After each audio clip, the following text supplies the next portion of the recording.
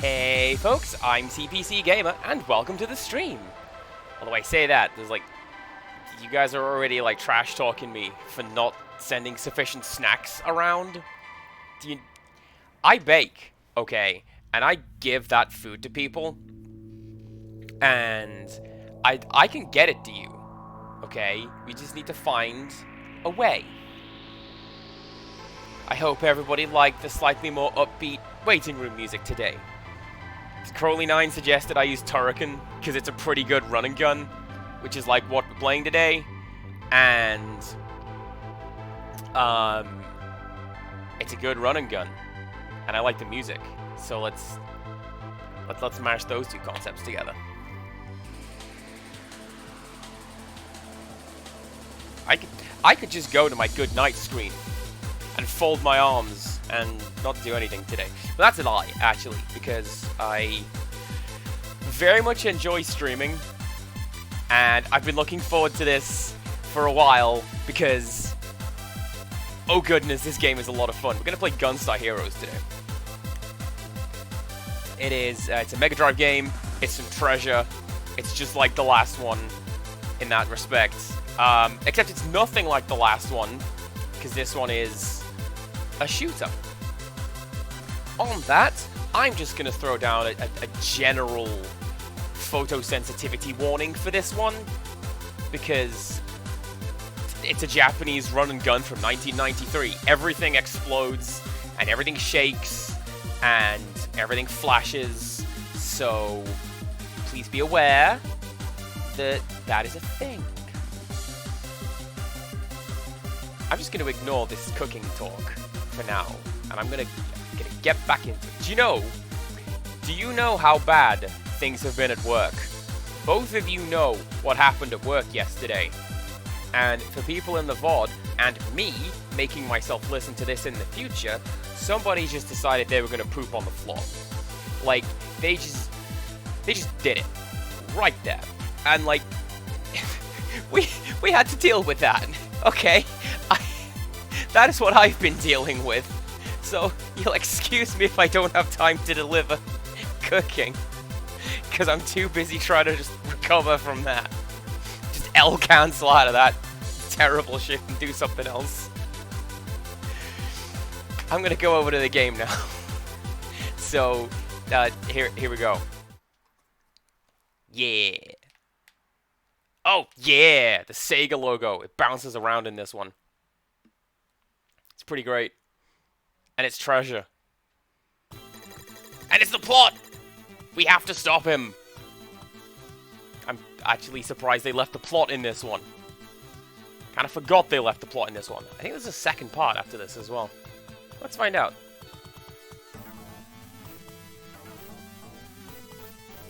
And the music in this game is great. I love it. Your journey ends here. This is like my generic villain voice.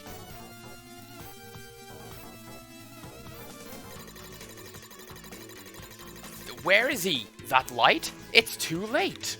Oh, Wales, hello. Please come in. Thank you very much for the glitter. It's everywhere. Thankfully not in my drinks. I don't know who is speaking, so I'm going to assume it's her going, no, the Earth under one person's power?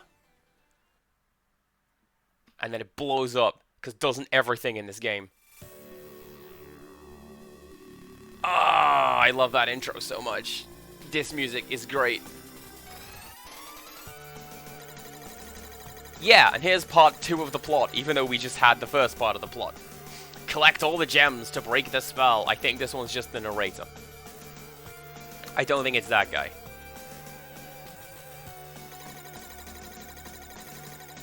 Or maybe it is the guy. Awaken the creator of the new world. See, there you go. Sparkly outside and in. I will absolutely take it. Professor Green's been here. He's got a gem. Uh-oh. That means our only hope is...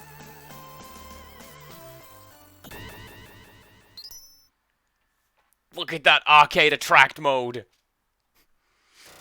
Alright, forget that. That's the demo. We don't want that. Also, you can rotate the logo. I'm doing this. Round and around it goes. Anyway. Gunstar Heroes. Let's go. I love this game. Right. You have 2 choices for your character. You can go this guy, Gunstar Red, who can move around while he shoots, and Gunstar Blue, who can not, but he can, like, shoot in any direction. And then beneath it, you've got your ammo types. So you've got, like, rapid fire, piercing, enemy chaser, and, like, strong flame bullets. And let me show you how to do well at Gunstar Heroes. You pick fixed shot, you pick flamethrower. Let's go. Which stage do we choose? The first one, of course. Empire Army is attacking the natives. Save them. I'm Professor Oak now, I suppose. Right, what are my buttons? Those are my buttons. Okay, so. This is Gunstar Heroes. This is us. You can shoot, and you can move, and that's about it. If you jump, if you do a little double jump, you get this cool flying kick. You can throw enemies and stuff if you get closer. It's pretty great. Ah, that's not what I want. Screen, please stop shaking so I can show off these guys. Alright, so these guys are like weapon pellets. And if you pick them up, you can combine them with your current weapon. And you get like special abilities. So like by itself, this is your rapid fire. And that's your flamethrower. And if you combine the two, you get this cool like shotgun thing. It's not very good. I never use it. There's a very specific weapon combination that I'm looking for, and I'll show you why when we get to it.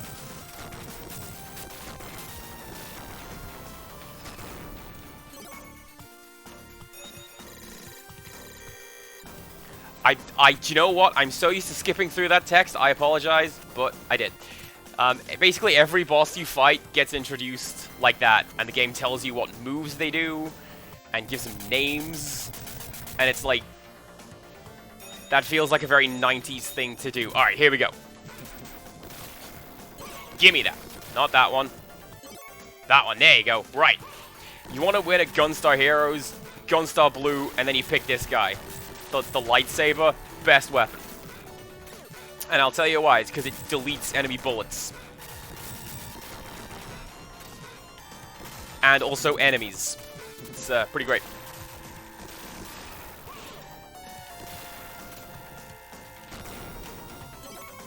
You want easy mode, you pick Gunstar Red, and you get the Lightning Chaser, because that just finds the nearest enemy and goes after them. Nah, this is the one you want. Where's that thing? There's that thing.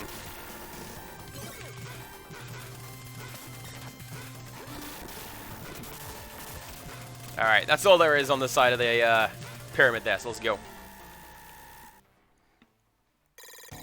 Alright, now it's gonna tell you the guy coming up. This is Bravo Man.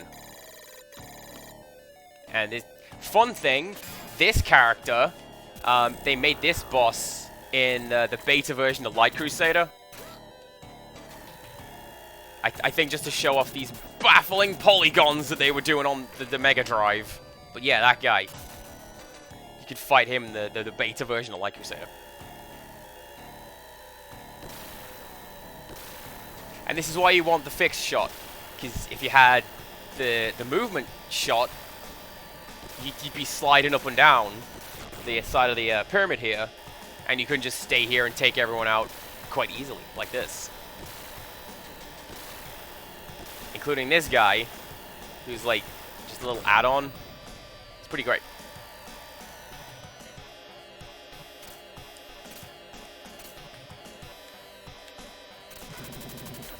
I don't know why I'm going after those. I don't need them.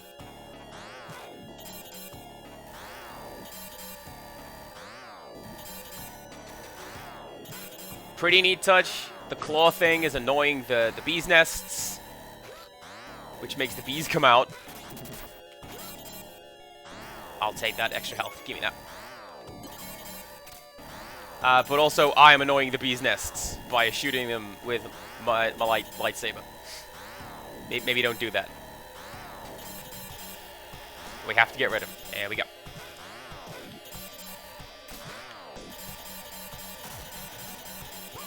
Man, I do not like the setup on this controller. Why is the jump button on the side like that? I don't know. Anyway, here's the boss of the stage. It's Pinky Rhoda. I wonder if that's an E-Rhoda joke. Probably not, because it's piloted by Miss Pink. Look at her. Look at this cool 90s gunman looking dude.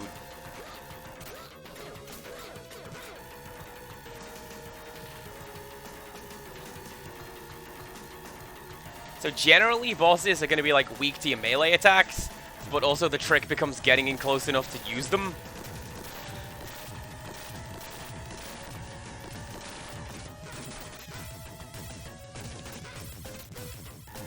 But this is fine. I've never seen that spiky ball before. I don't know how to deal with that. It's fine. We're nearly done.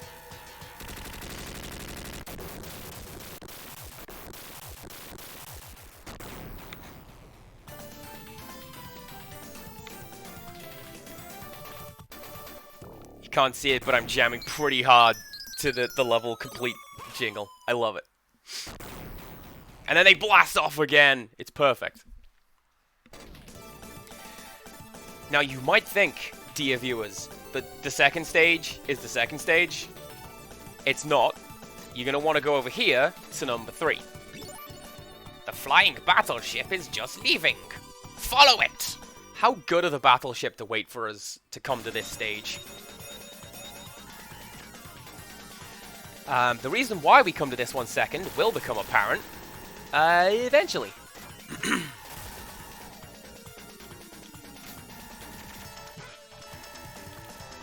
So hi, how's everyone doing? I'm doing great because I'm playing Gunstar Heroes. And kind of like Light Crusader, I'm a teenager again. This is me doing study group with my friend Chris, who owned this game. He didn't lend me this one, possibly because I never gave him Light Crusader back. And this game is really good. It's like the best Mega Drive game. But this is me as a teenager, is playing this game with him, and then sometimes my sister. Can I get on the ship yet? Yes, I can. Alright. So now we can relax a little bit, because now we're on the ship.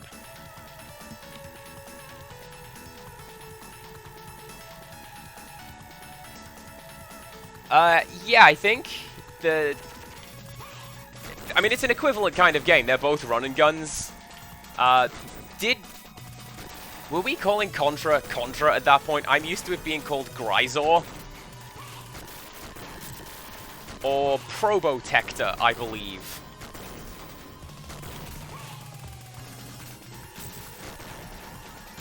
Also, you can throw these bombs back.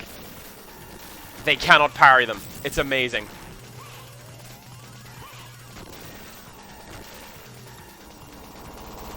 Oh, go over to this side and shoot down. And look, there's me in the corner. The secrets of gaming's revealed. It's fine.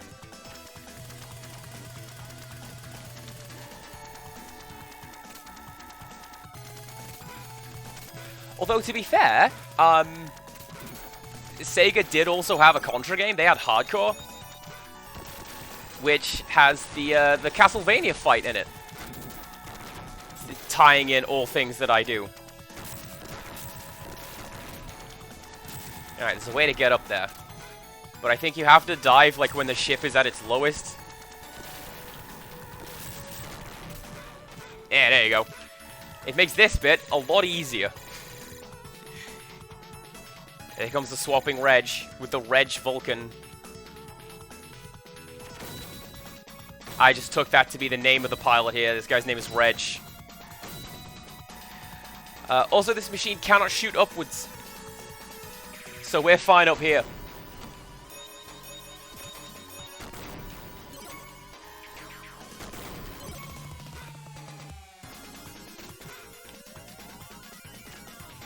Hey, check it out. It's that guy from the intro. It's this M. Bison looking fella.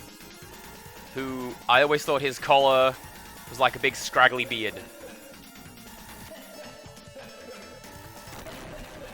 And he has this cool laugh. Try not to throw him, because then he'll just brush you.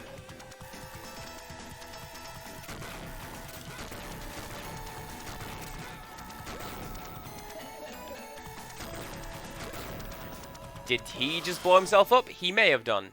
Enemies can hurt themselves with their own explosives. It's great.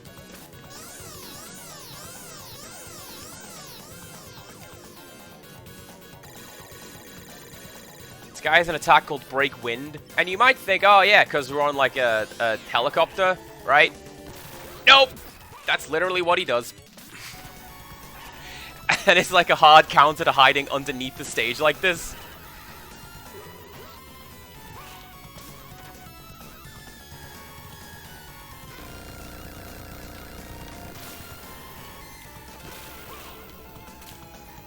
I am amazed I got the timing on that as well as I did.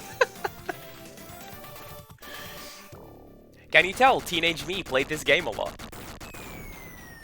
Oh, and as you're falling, you have to sort of angle there so you land on him. It is the law. It's like grabbing the sphere out of the air in Castlevania. Or like jumping through the Mega Man doors. You have to do that. Alright, stage 3 is stage 2. And we will see why as we get through stage 2. Use my special modified mining cart. Be aggressive!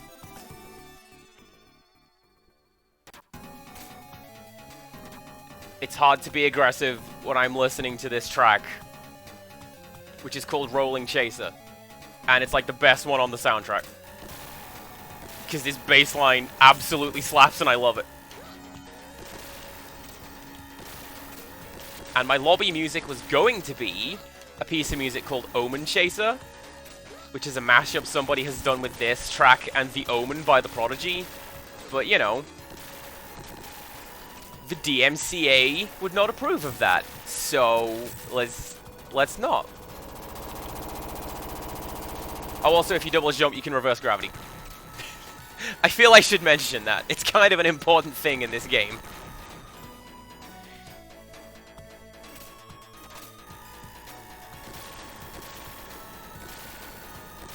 I mean, this is fair. My house had a Mega Drive in it. My Nan had Super Nintendo. And all the good ones that you want, like Street Fighter 2 and Mario World. I remember the title of that one racing game was Street Racer. Pretty good. And cliffhanger. That was less good as far as Super Nintendo games go. Let's be honest.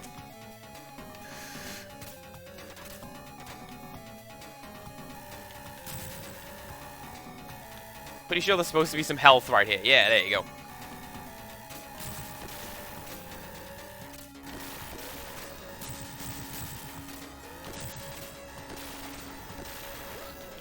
Although I'll say this, there was the longest time when my mum's humming a piece of music, like when she was doing housework and stuff. It was the Blue Sphere music from Sonic 3.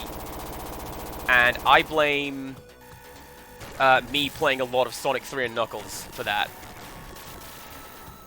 But also Blue Sphere is an absolute jam.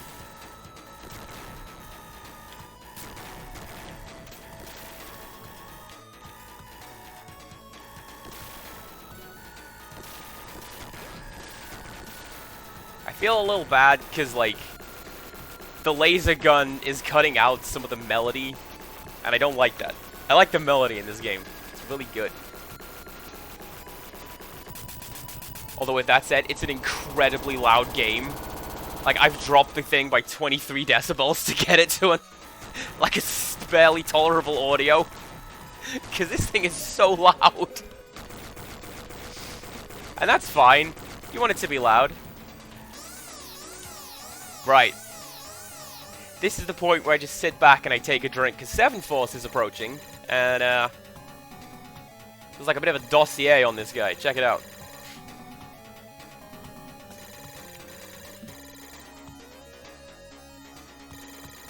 It's, there's a lot of forces that this guy has. 7 of them, one might say.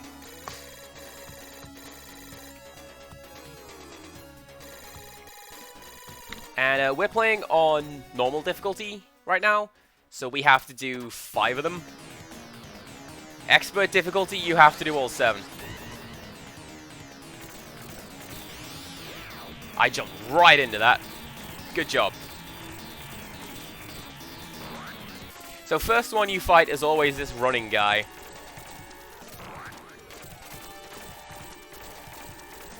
Depending on where you stand, depends what he does.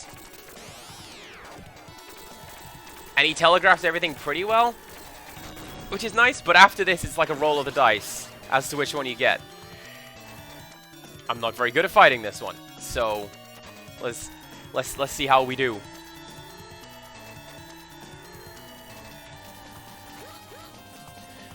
So, Empirical Woodland and others, what games did you have as teenagers that were like your go-to? Because if I'm...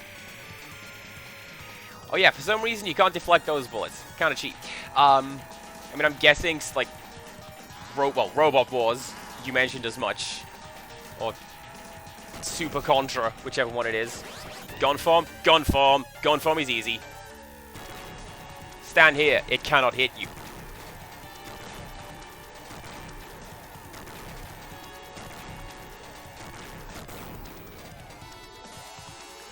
This is also a fairly easy one. I just have to pay attention to what I'm doing.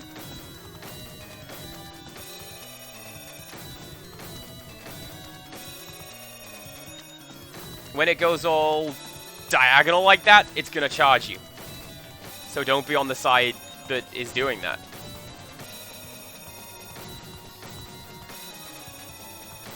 It does also have a second form. You probably have to get it down to half health.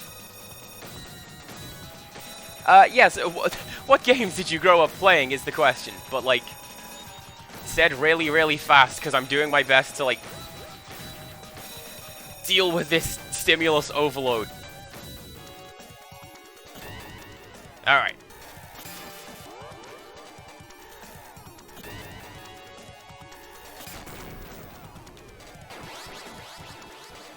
Crab. I can deal with crab.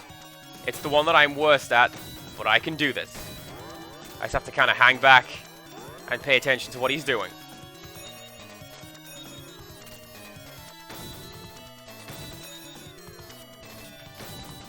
Basically, he's just going to throw attacks at you from, like, the other side of the map. And you have to hang back and just deal with him. This is where the piercing shot is useful. Because I don't have to, like, just use the lightsaber or the flamethrower, I can just hang back. Nope. This is fine. I got this. There we go. Finally defeated. Hey, that's the sound effect they reused in Light Crusader, because it was so good. And good choice too.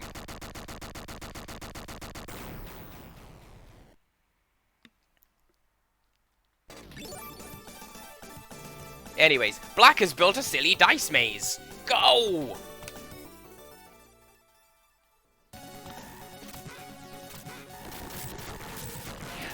You have mentioned in the past, like, Zelda is your thing. I know you have a Zelda tattoo. That's pretty cool.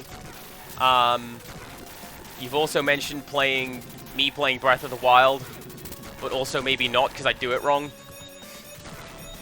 I get you.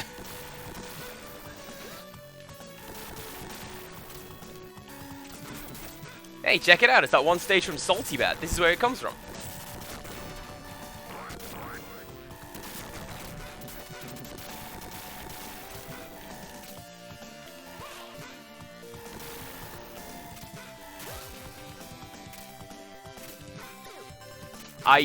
You have my sympathies for playing horror games.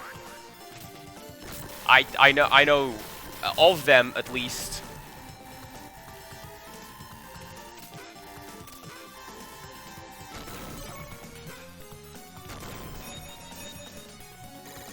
Also, yeah, Oregon Trail, that was a good one.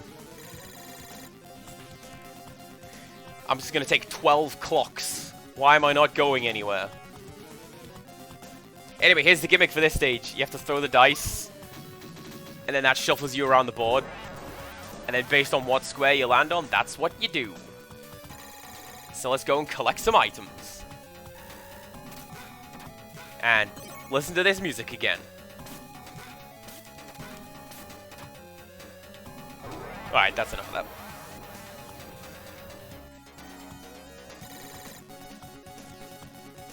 This is pretty tricky in multiplayer, because, like, the other player is pretty much guaranteed to get all the items. Doesn't matter which player I am, the other one is going to get all the cool stuff. Oh, this boss is pretty cool. So check it out. It counts to 10. And then it counts backwards from 10 and reverses time. That's great.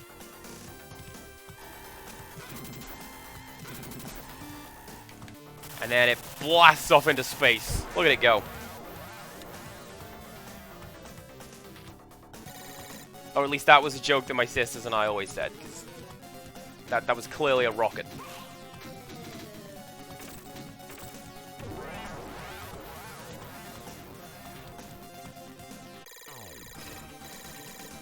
Oh, check it out, it's Melon Bread! This is that guy that I mentioned in Light Crusader. Also, he doesn't do anything. He just sort of looks around and then you blow him up. I don't know why he's here. Except that he's pretty cool. I do like Melon Bread.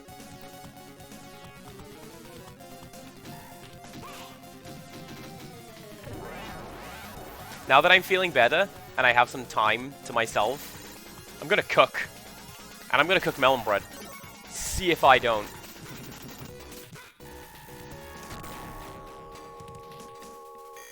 You're always going to want to go for the box over there first, because there's some health in that box, and you need it for this ridiculous boss rush.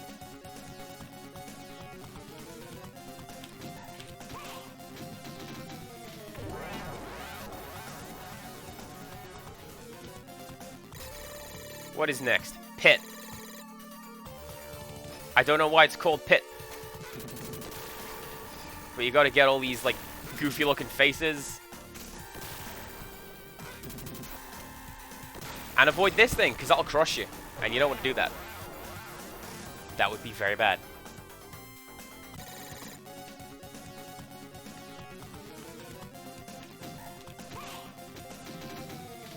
In fairness, going back to the earliest games and ones that you played the most thing, one of my earliest games was Basic Fruit Machine Simulator on Amstrad.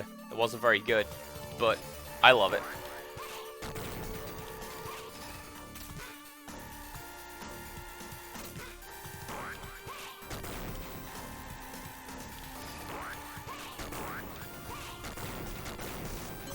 That's also a square that you're going to want to land on, because those guys always drop health. And health is good. It's a general rule in all things. Please don't give me a 2. You're going to give me a 2. You gave me a 2. Alright.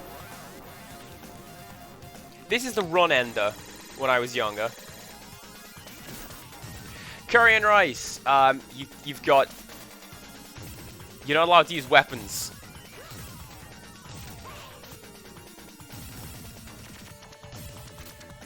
There is a trick to it. I don't really know what that trick is.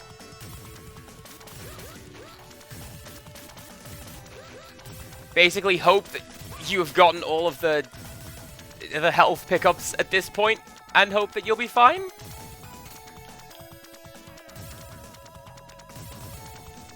I know that throwing him is usually pretty good.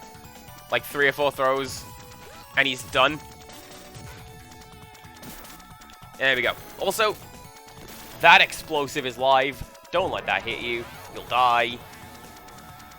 And then you'll feel really stupid. Especially if it happens on the stream. And people are watching.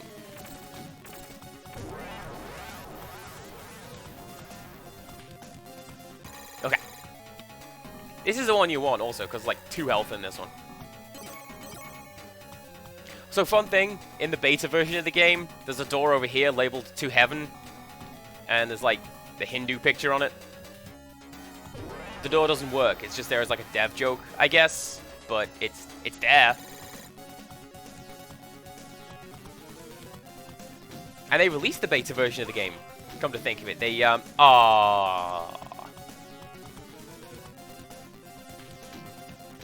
Thankfully, these tiles don't repopulate, because that'd suck out of control.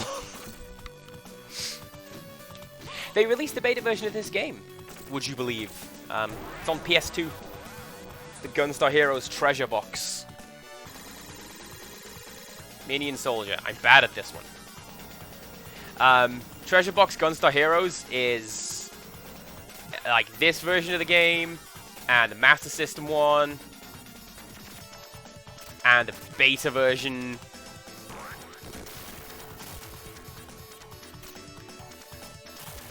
You stay away from me.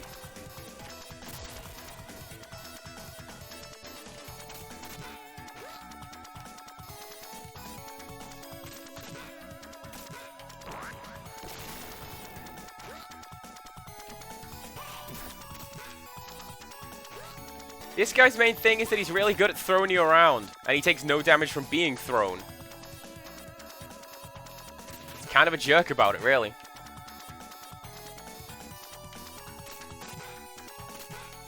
Although I do like this cool office building that we're in.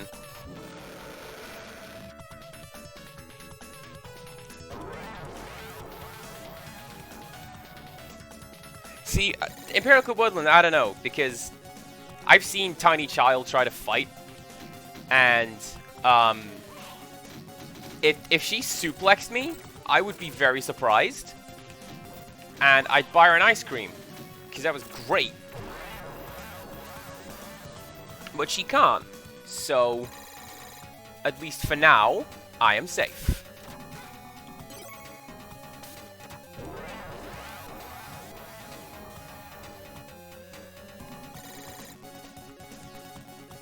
I mean, yes, tiny children do...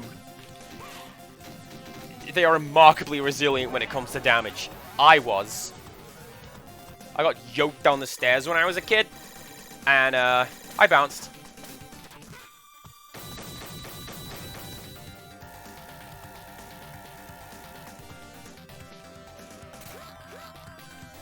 Alright, this one, pay attention to where the orbs light up, because that indicates where the thing's going to go. And if you're quick, you can avoid it. You won't, but you could.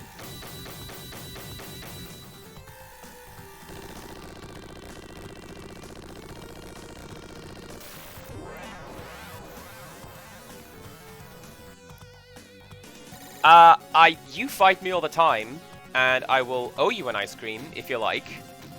But no, I'm thinking more if Tiny Child suplexed me. Because it's remarkable upper body strength that I'm not convinced she possesses. Who's this? A rainbow gel. Okay, I could do this. Oh, look at that, and they properly emulated the stretching. Because this is the Switch version. And previous versions of the game aren't very good at doing that sort of stretching in thing. Oh, show you this, though. If you get on top of it, you squish it down. I think that's pretty cool.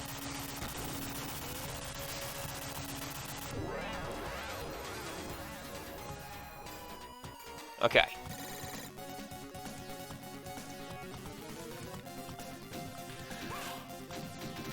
Aw, oh, game, you jab. Come on. Who is this one? Oh, and it's the tough one as well. Okay. So this one, you've got to take down all these little units that are above you.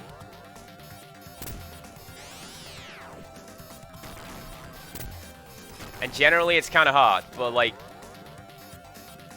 once you've done that, everything tends to fall through all at the same time. Maybe I should get off of this platform. Maybe I have no choice. I'm just going to get thrown into the pit.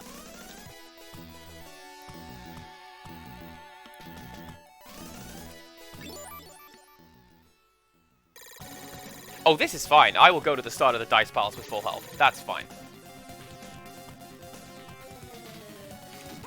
Oh, whales, please enjoy your lurk. I enjoy that you are lurking. It's always good having people here like that. Alright, timer on again.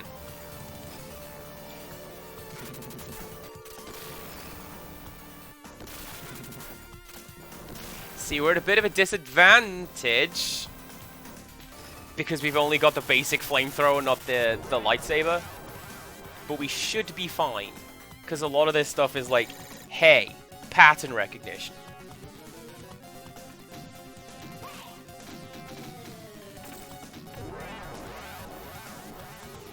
Also, I see a story there in Empirical Woodlands. Allow me to tell you of a story of when my family lived in the south, and I forgot that glass was a thing. And I said, hey, I'm going to show you something in this window that I like the look of. And I just let right in and smashed my face into it. And they thought something had broken. Thankfully it hadn't. Just a massive nosebleed. But you don't feel smart. I didn't feel smart. I still don't. And it's like 25 years later. So, you know. Kids do be like that sometimes.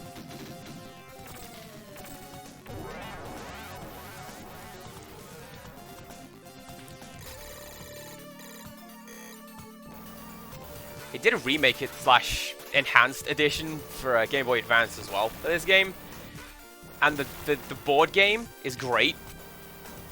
It's a lot more enhanced, and there's a lot more tactics to it, like you can choose branching paths and stuff. Pretty sure there's a roulette wheel at the end.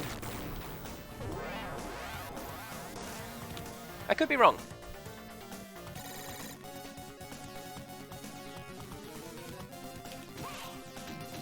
I know that there's a lot more just random Sega game references in it, and I appreciate those. As mentioned previously, big fan of when stuff like does crossovers. Right. Let's get my thing back. This is also a pretty viable option, like double flamethrower, because it also flies off when you're done shooting. I tend to prefer this one because it blocks shots, and you're going to get shot at fairly frequently from all directions, which is why I like to use Gunstar Blue, who is wearing red because he's in the player 1 position. Fancy that. Oh, this is also a good chance to get some health.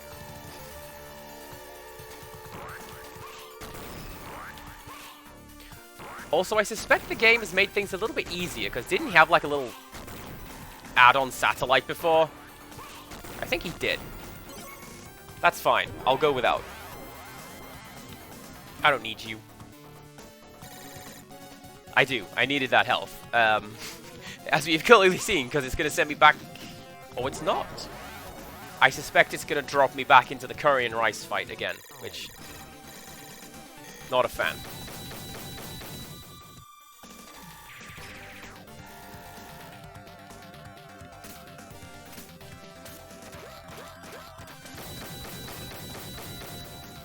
That one's fine. I can do this one. That one's just going to go around the edge. On the easier difficulties, it moves a lot slower, and it's a lot easier to remember the pattern. Normal difficulty, and even expert, is just like... Go! Remember it. And I struggle with that. This is fine. As long as I don't have to do another lap again. Although I feel like the game is kind of slanted somewhat to send you back.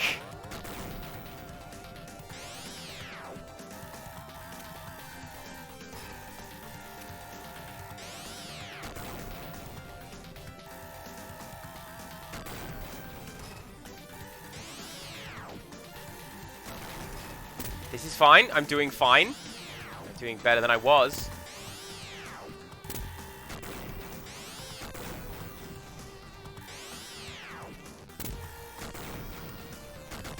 There we go. And then it goes spin, which always amused me as a kid. Probably my first instance of noticing something spinning being hilarious. I've said before and I will say it again, spin is not my joke, but I will always make it because it's always funny.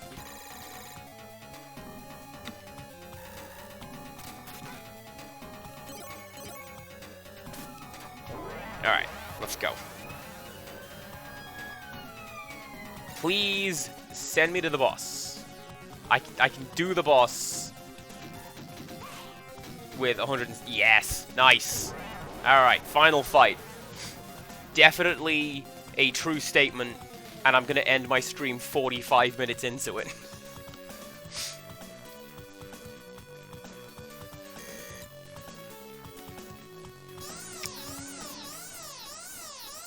Also, here's a cow. So Black is actually a pretty easy boss, all things considered, and I think that's the game's apologies for sending you here, like making it so hard to get here. He rolls a dice, and then based on where the robot lands, that is the attack that he does. So the green one...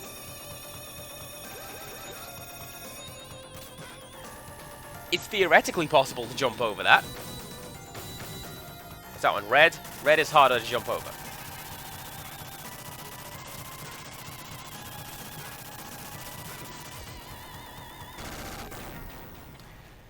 This is probably the worst of the game's flashing, right? So that's out the way. Don't even worry about it. And let's just go over here and collect the gemstone off him.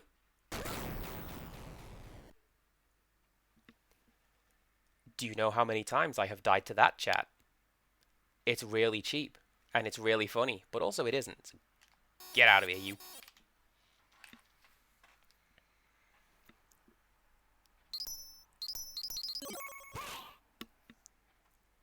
And now we have all 4 gems. Our mission is complete. Or is it? Hey, help me. Thanks. While you were away... He had to think about it. The Empire came and kidnapped Yellow. If you want to save Yellow, come to me. With all the gems. But that's if you can get to me alive. This is a very real threat, dear chat. We must obey him. Please save Yellow. Right. The kid gloves have come off. The game's not messing around anymore. Gunstar Highway is ridiculous.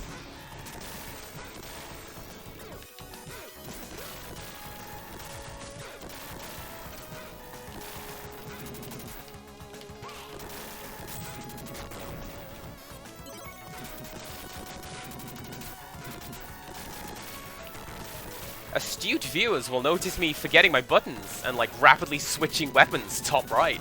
Top left, even.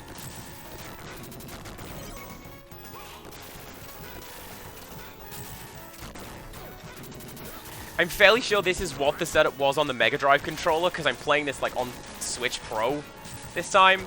But, man, I ain't used to it.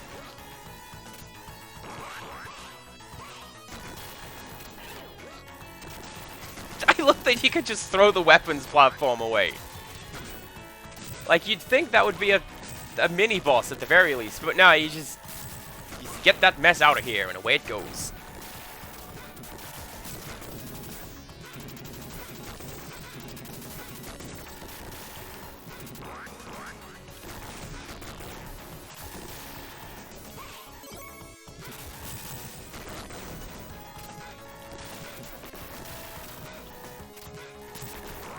Also, can I admit, that guy just blew himself up. I hope everyone saw that. That was hilarious. Thank you, Phantom. This is like the first instance I can think of a game going, no, actually, there's way more than you thought there originally was. And this blew my mind when I was younger, and like the first time I reached here, couldn't believe my luck. Why would there be more than 4 stages? They've only advertised 4 stages. Surely that's what there is.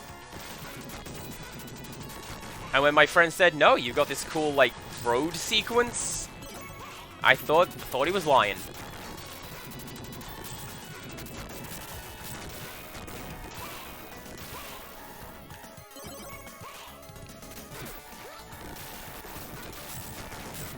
Also, I'm pretty sure we're not even halfway through the game yet. This game just keeps going. It's fantastic. Alright, I don't need boxes for now. Should be fine. Should be fine. Cut to the narrator saying Andy was not fine. This is all post-game content. You're quite right.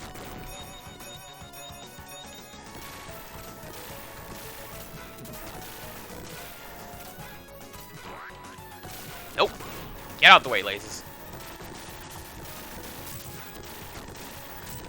I was watching somebody stream yesterday, and, like, they didn't know that there was about an hour of post-game content once they had finished, and them finding that out was glorious. I liked when I got to find that out.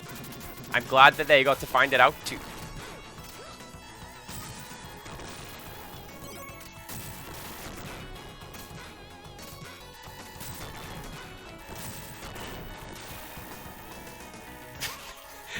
I like that this guy brought his cheerleader. He's not doing anything, he's just like, hey, what's up?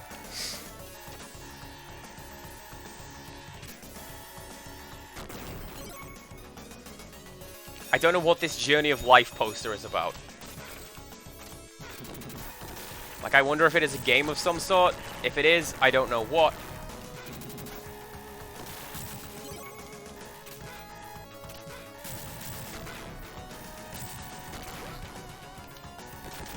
Also, I don't know why there's an Outrun poster in the back. Or why it's got this cowboy-looking fella on it. Because I don't know of any Outrun game that has that. In Outrun, you play as, like, hey, fun boy, Ferrari driver, right? I think I called him Hot Body Handsome Face in my Let's Play.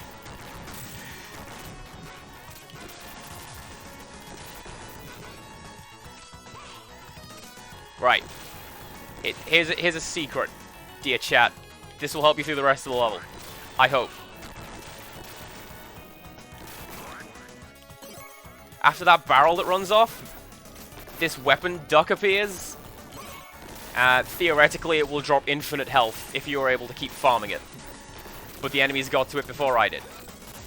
Which is unfortunate. I don't know if 122 is going to be enough. Guess we'll find out. Not if I'm gonna just run straight into the big Magitech armor. That's fine. See, that's what you're supposed to do. Big high flying kick or the cross body attack that Gunstar Red has.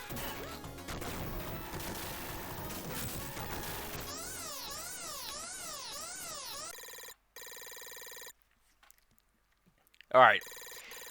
Look at this guy's baffling attack. Actually, he doesn't have one.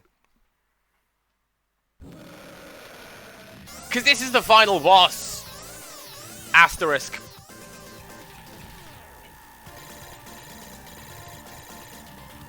This should all count as damage, by the way. It doesn't, but it should.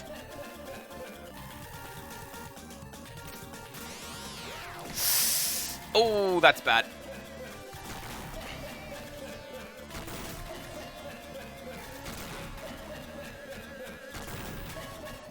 Similar caveat to when we were on the helicopter in stage 2/3. Don't throw him, because he'll dive you and he'll get you like that.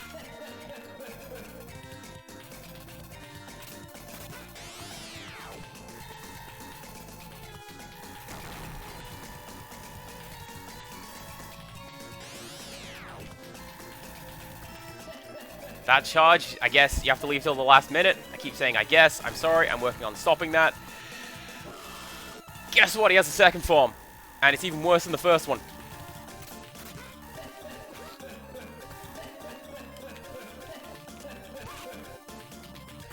Throwing him's pretty good, but also he tends to just take priority and throw you instead.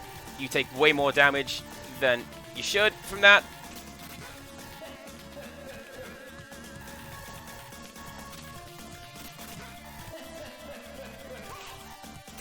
That's fine. This is fine.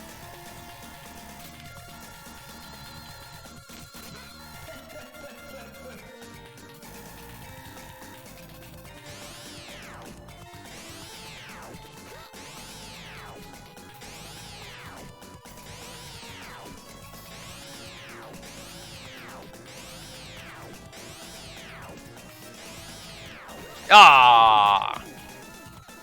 I think I did alright. Given that I took a lot of damage coming into that fight, this is fine.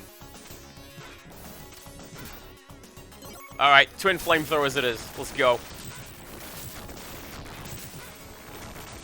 Can't shoot me if I get you before you draw your gun. Let's go with that.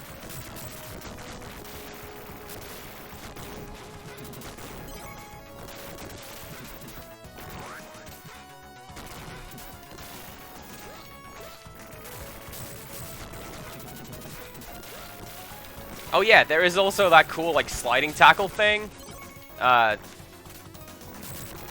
Which I now can't do, because what do you know, it requires inputs, and I am, traditionally not very good at those on stream.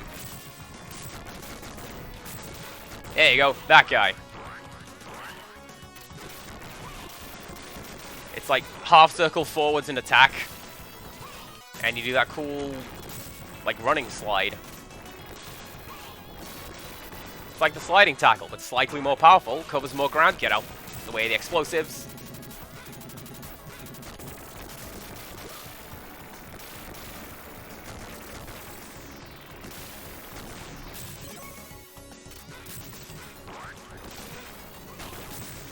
So one of the tricks that you're gonna probably fall into, that I fell into a lot when I played this game, you're never gonna be able to beat everyone. In particular, this stage, enemies would just keep spawning indefinitely. So just rush and go a lot of the time.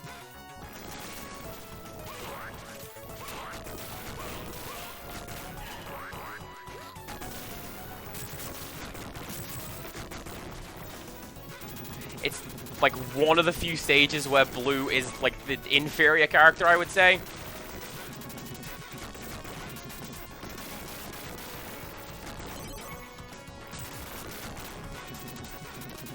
But red feels like he's easier. As I say, pick red, pick an enemy chaser, and you can just take a leisurely stroll through the level while the chaser does it for you.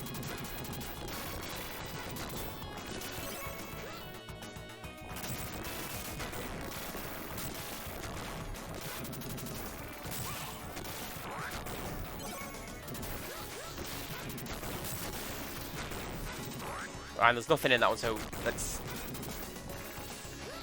clear the fighting zone a little bit. There we go.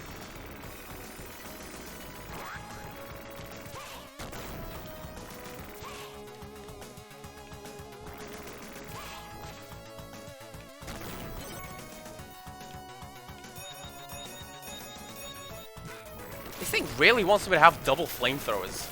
Maybe that's a clue. Maybe I've been wrong this whole time. Oh, frame rate!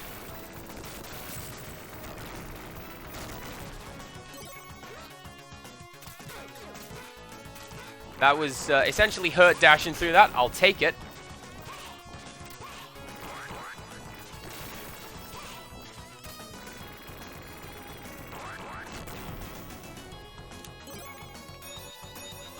Thought I'd try throwing a dude into another dude. Didn't quite work this time.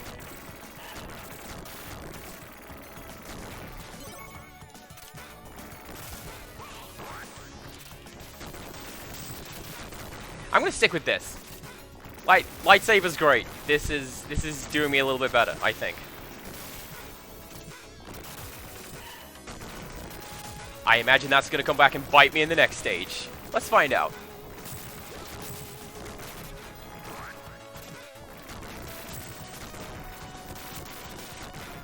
Is it a spoiler to say there's the next stage? No, I said we're halfway through. Okay.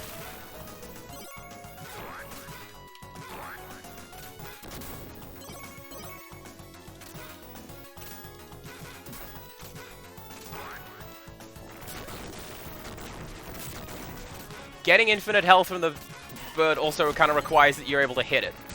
But that's fine. We got like 3 times the health we did last time. We'll be fine.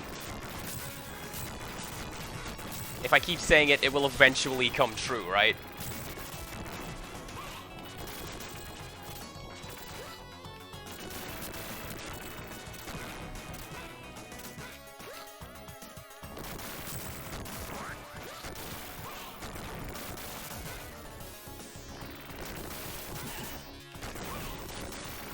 Also, something pretty cool that you can do with the not ATSCs slash Magitech armor, you can vault off the edge of the screen.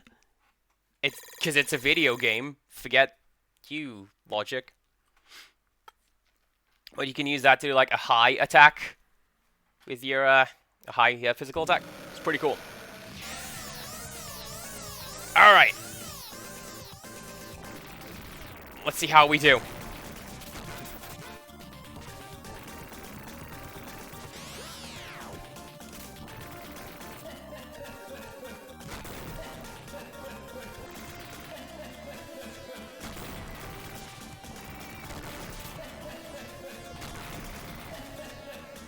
Incidentally, I'm still a big fan of this ridiculous video game laugh. It's on par with Kafka. Kafka's great.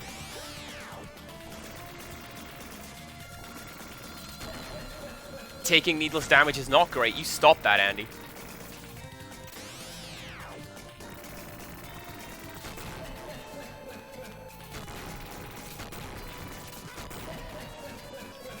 So you've noticed, or may have noticed, there is an enemy health counter at the top center of the screen. A trap that I tend to fall into is looking at that and not what the enemy is doing. Maybe pay attention to what the enemy's doing, Andy. You'll have a lot better of a time. Get away from the corner.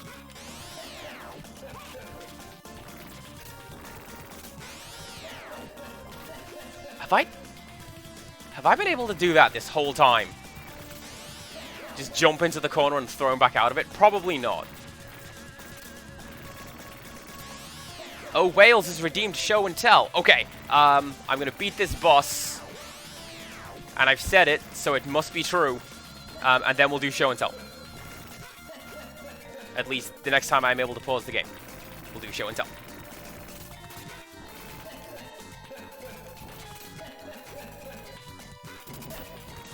And Empirical Woodland has redeemed a compliment. This one I can do right now. I very much admire and appreciate that you are able to mod multiple streams at the same time.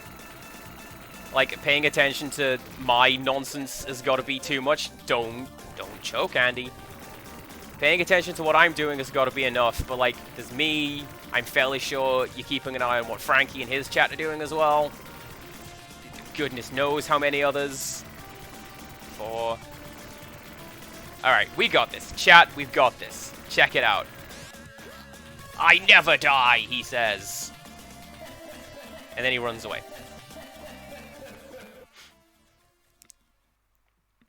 And then we have what passes for a cutscene. Check it out.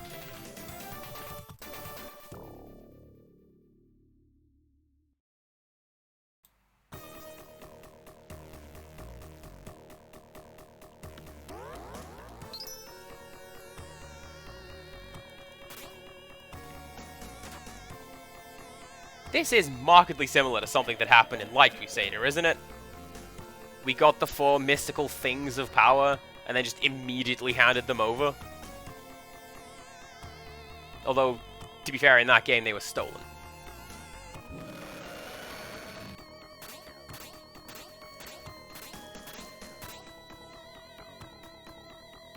Anyway, that guy got beat up by goblins. What a nerd!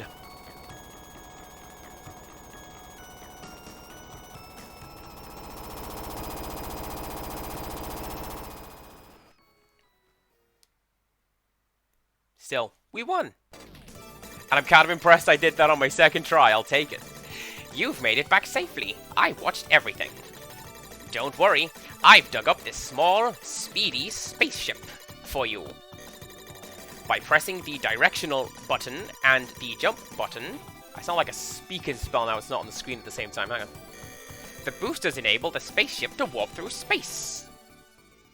One would hope the spaceship will go through space. That's kind of its thing.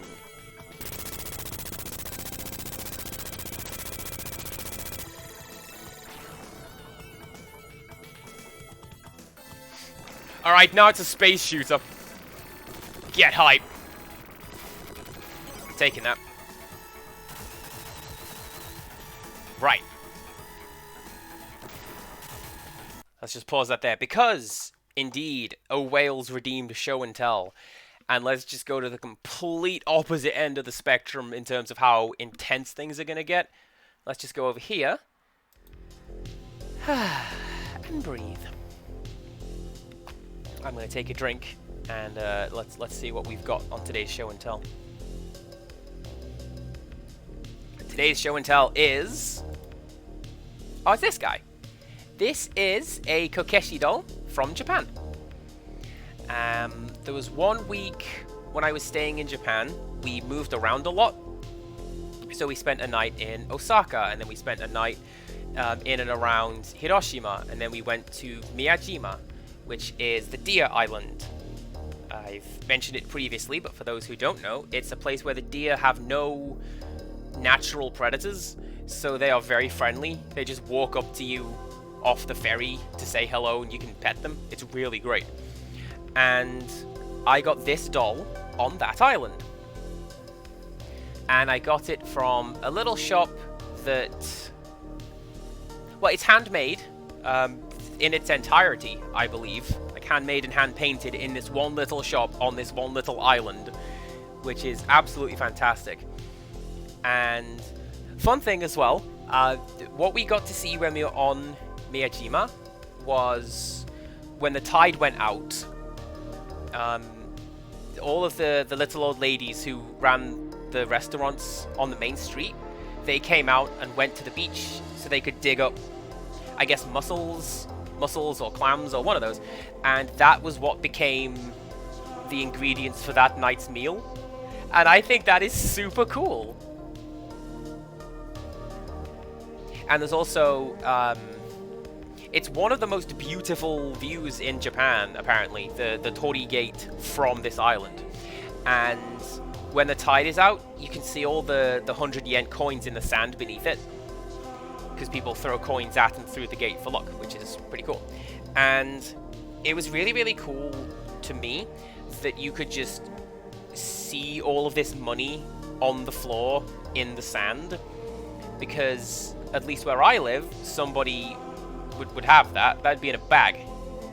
But in Japan, it's not your money. It is donation money, you know, for island upkeep, for food, for the little hut, for the guy who runs around and just hands out food to the deer. It's that kind of thing. And I thought it was pretty cool that people left that.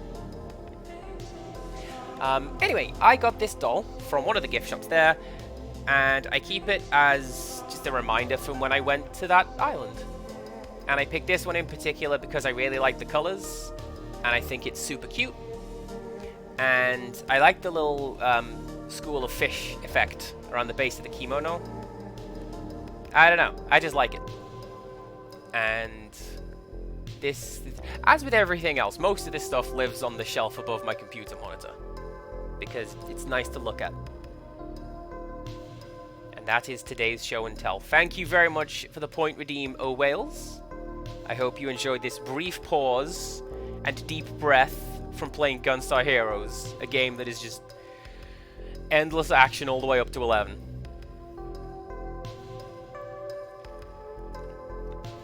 And now I'm gonna have another drink and go back to it. Here we go. Volume check, it's probably gonna get kinda loud.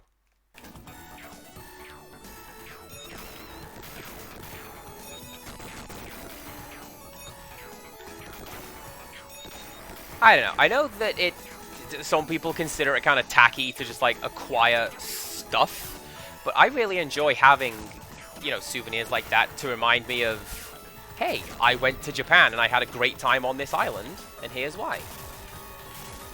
Or whatever other stuff that I keep. You've seen the other show and tell stuff.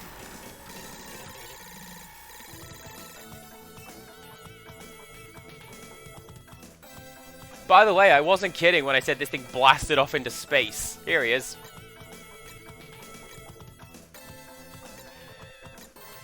So, this is a little gauntlet. Fun thing, if you last 10 hours, then he blows himself up, and you get a lot of points, and a secret developer Easter egg. But we're not doing that right now. We're going to go 2454. That is fine. Hydrate or dihydrate. Let's go. Especially with this busy game.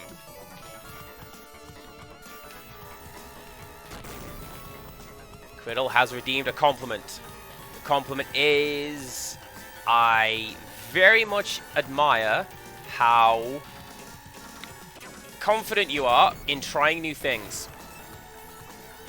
You said to me today, hey, I'm wearing a dress, why not? And yeah, why not? And a couple of days ago, you're like, felt like buying a dress because I want to try that on. And you did. And I know you are also, much like myself, shorts and t-shirt kind of person. But this particular time you decided to do something else, and I admire that. Same deal goes for when you're cooking. I wonder if I can make blank, and you try it, and usually you do make blank. It's pretty great. Oh, jeez.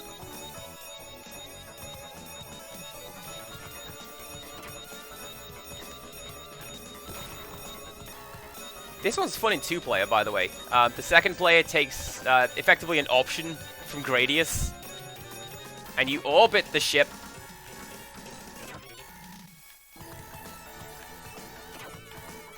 Just fly directly into that laser, Andy, that's fine.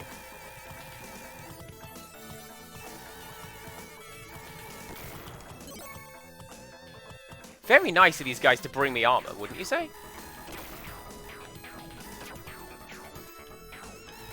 It's kind of cool that the armor that the ship uses equates to the same heart power-ups as the Gunstar heroes.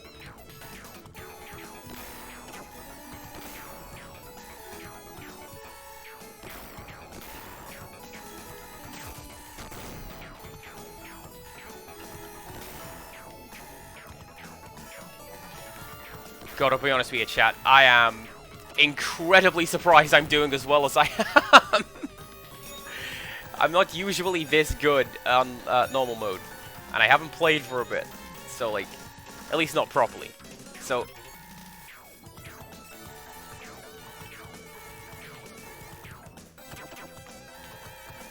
I don't think you can kill that snake. I think it just sort of hangs around and then goes away eventually.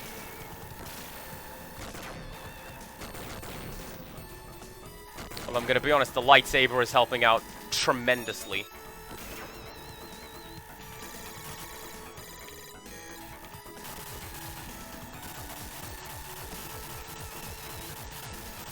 Well, yes, you did mention that, but like,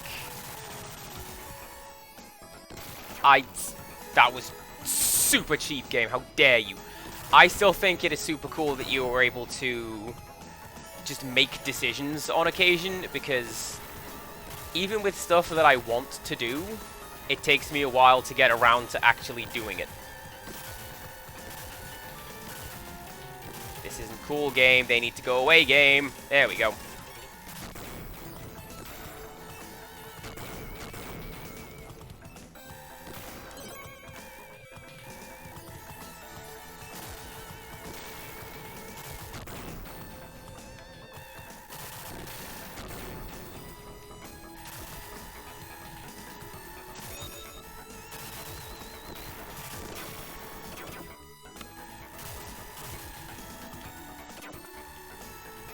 I say I'm doing well. I'm down to like a quarter of the total health that I had when I came in here, but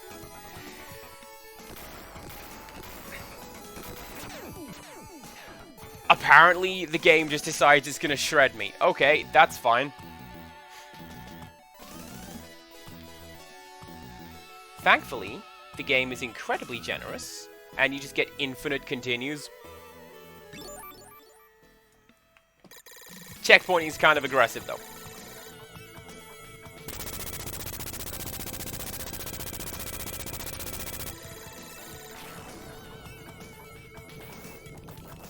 Oh, I hope I get a good weapon at the start. I do. There you go, back to the classic.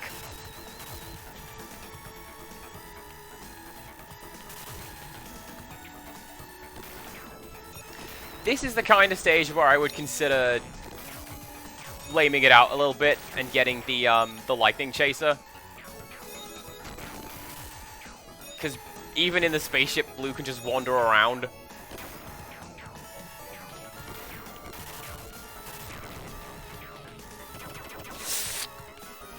And not do stuff like that. Just run right into the enemy formations. This is fine. Never was much good at space shooters. I say that. Side-scrolling shooters. That is what they're called.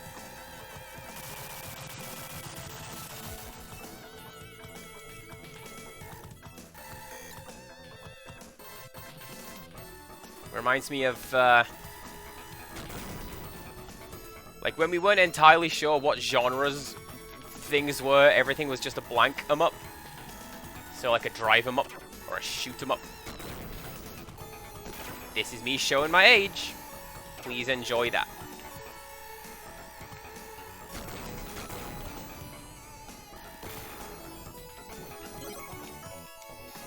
Alright. This is Lightning Chaser. It's incredibly cheap because it does this.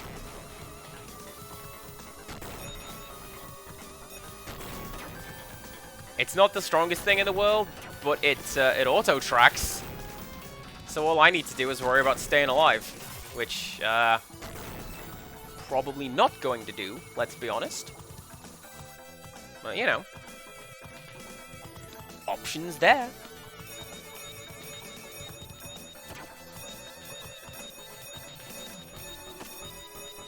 This is also something that I like about treasure games, is that very often they just refuse to be defined by one genre. Like, sure. Let's just put a shmup in this run and gun. That belongs there.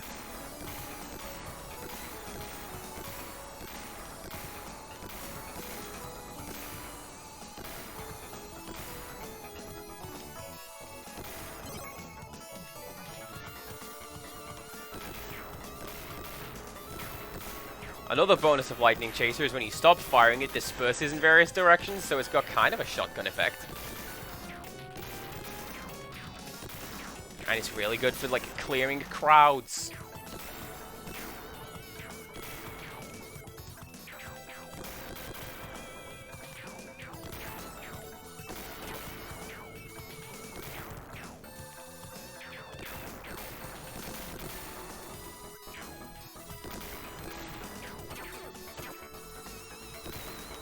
There's no way to tell it which thing to hit, which is unfortunate, because sometimes it'll just chase random targets. Look at it go! Chasing things off screen and everything.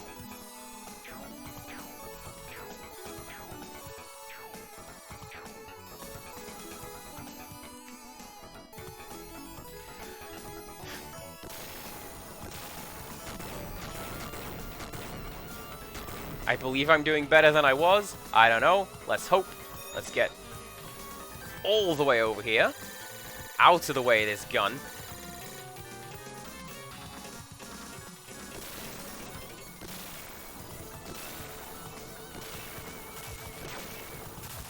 Oh, now they're mortars. Okay, that's fine. Oh yeah, and there's also those missile placements. I remember those.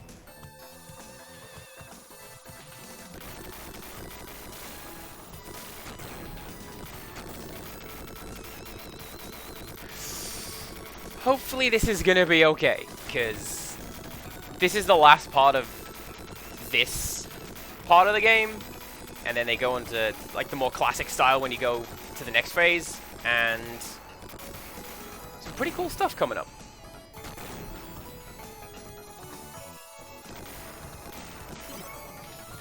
Including one of my favorite bits, now as I come to think about it. Because it's really silly. And very treasury.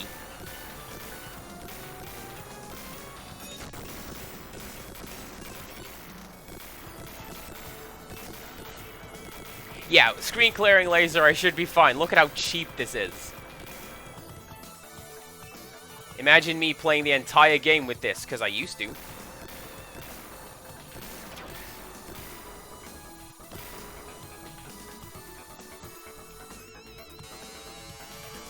And hey, check it out, the final boss of this stage is that one guy. 7th Force. But you gotta fight all 7 forces at once.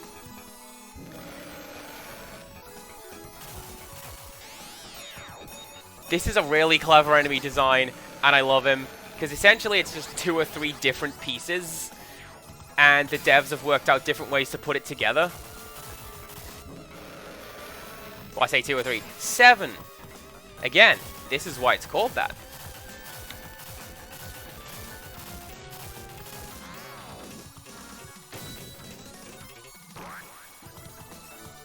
And they also, like, upgrade his attacks for this one, so it's remixes of what you saw in the mine. It's real clever.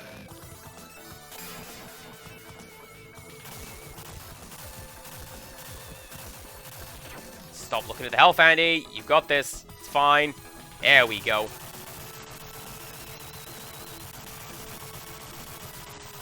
And they left the hangar bay door open, so we can just dock. Oh, game. Look at that. Now I got my weapon back.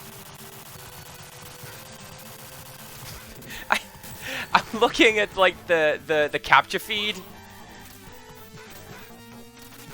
It looks way more shaky on my screen. OBS doesn't know what to do with that. It's great.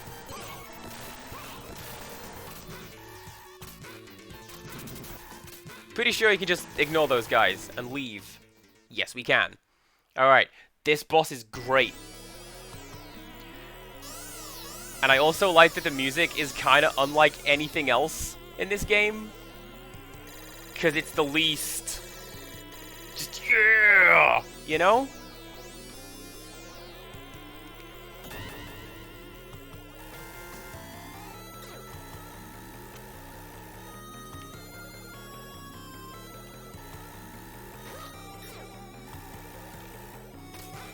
You got this cool perspective thing as well. This is exactly what they did with the boss in Dynamite Heady. They there's a boss called Spinderella, which they use this exact force perspective thing by, like, it's just small sprites in the background. It's all on one level, but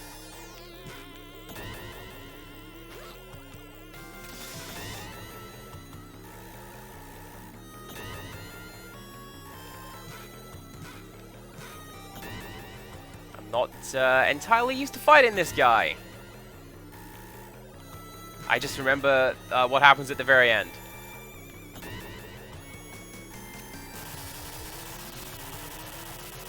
Okay.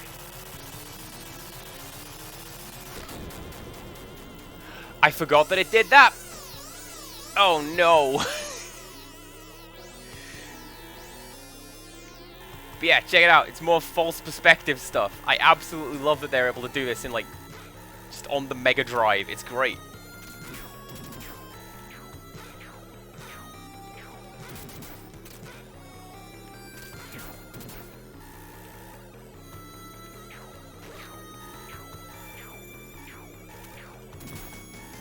This is fine. This is fine. That jumping kick's doing fine.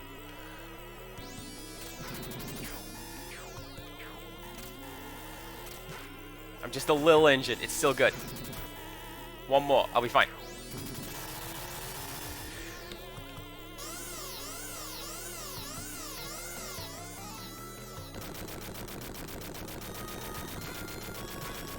Pretty sure they can still hurt me. Let's not stick around and find out. Okay. Look at him go!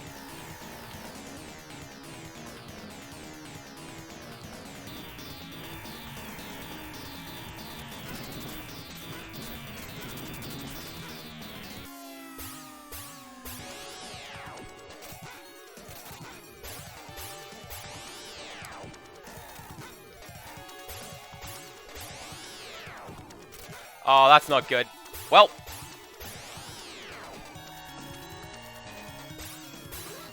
We had a good run. Where on earth are you going to checkpoint me, game? This should be fine.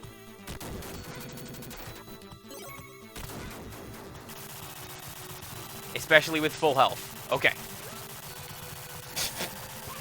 -6 from running into that guy.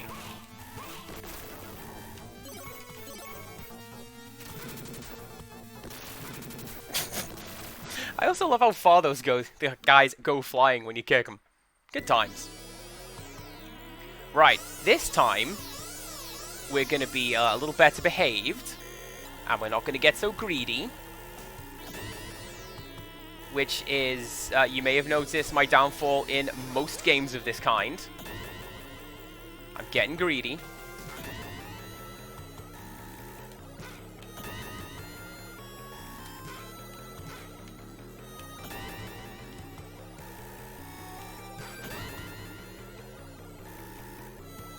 Oh, also, apparently I can't, like, charge into it. That's fine.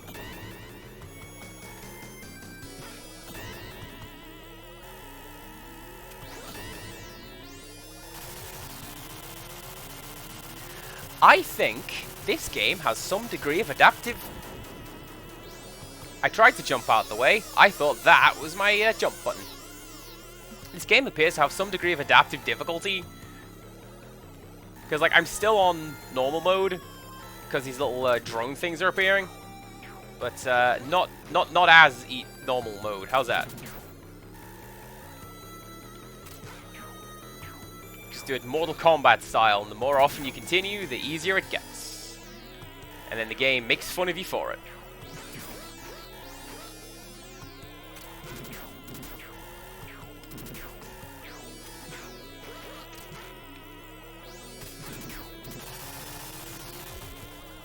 Although I've just noticed, is the game doing that thing where I have 84 points at the end there? Is that 4 from, like, my 4 continues?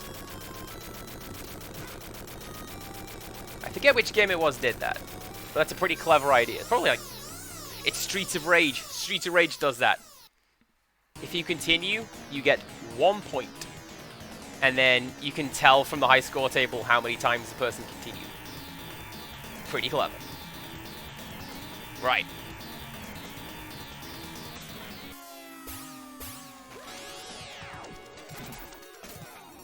Now we fight this boss. Now we do well.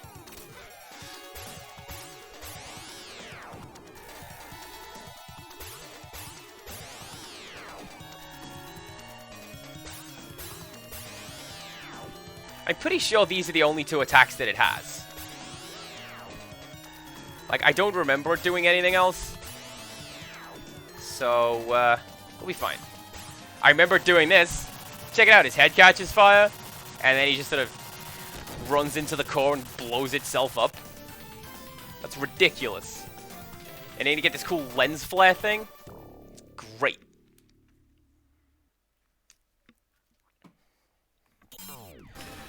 Okay. Hey guys, how do you like my Twitch overlay of these, just these goons down here mocking me? I probably could do that as an overlay, actually. Let's not.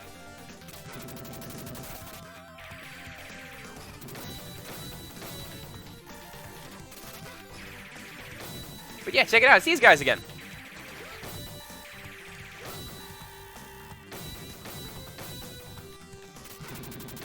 I always really liked the design for this cool little walk-in robot. I wanted to rip it off in something.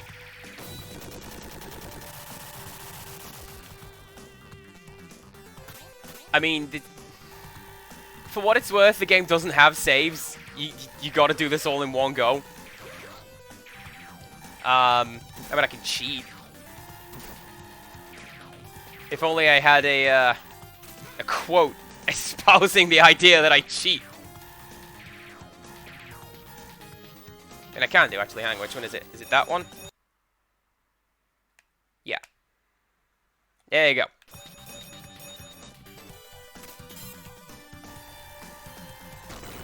Not sure why, because that wasn't a very good run through the Duck Battalion, but there you go.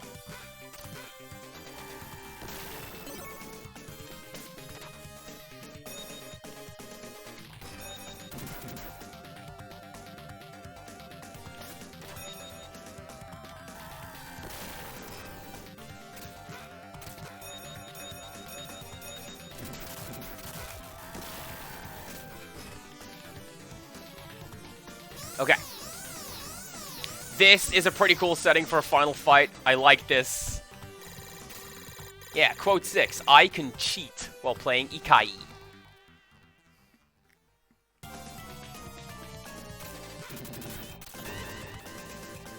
This is another cool robot that I like the look of and I wanted to steal. I like big walk-in robots and like mechs and stuff. Who knew?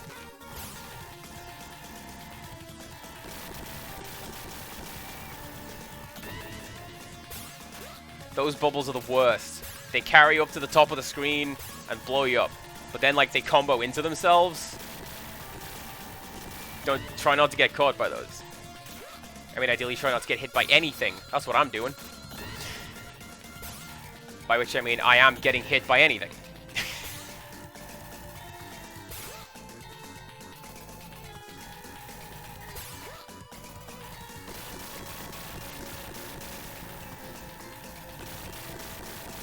There we go. I forget what the checkpointing is like on this one. I really hope it doesn't send you back to the start of the stage.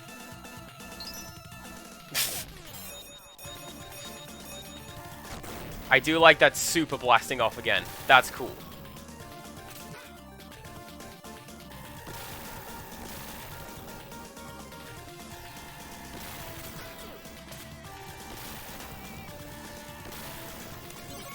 I also like that you can see who's coming up next, because they've wandered off. Like, check it out, it's orange.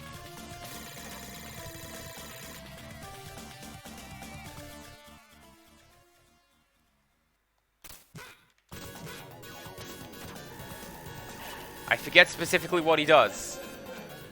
Aside from, like, multiple German suplexes, apparently. We get the 3 amigos.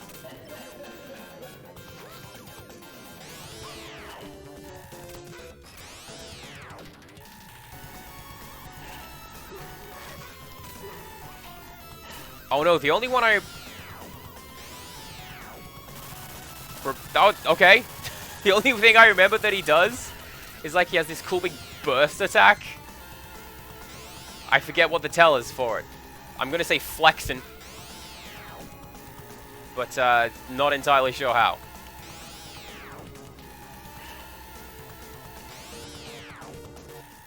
I'm also gonna say it's like a desperation attack. I don't know.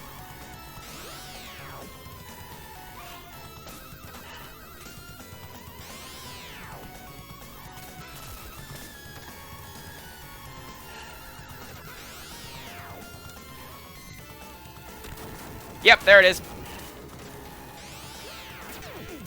Alright, let's see what the checkpointing looks like, shall we?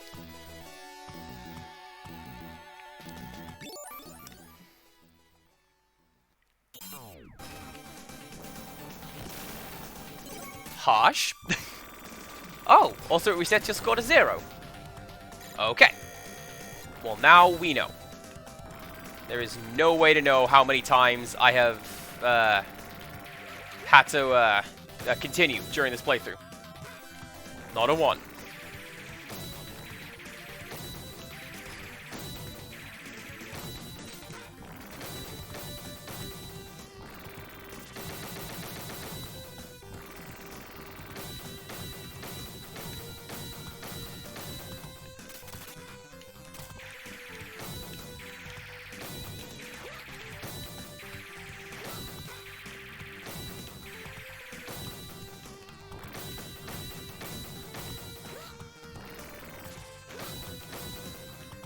I'll probably do a lot better at not continuing if I don't just run into the enemies.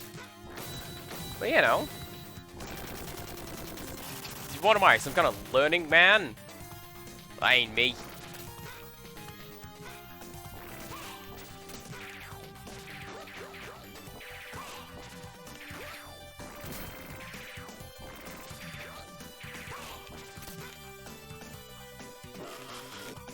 Throwing continues to be the best strategy in this game. Flying kicks and like throwing stuff. It's great.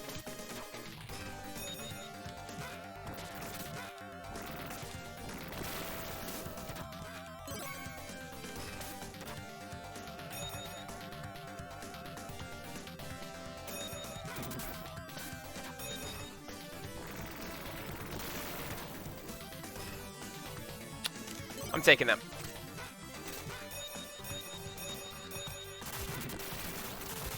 My intention was to do well with the lightsaber. I feel it is the best weapon in this game. I'm just going to keep it with me.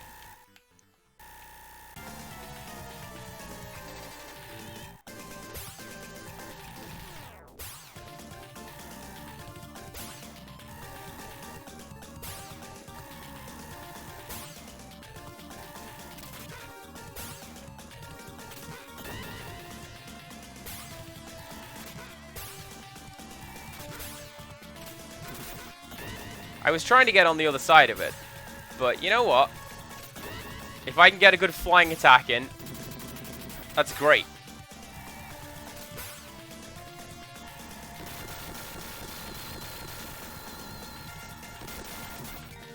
Oh, there we go. See, check it out. You just get comboed into itself. That's not cool.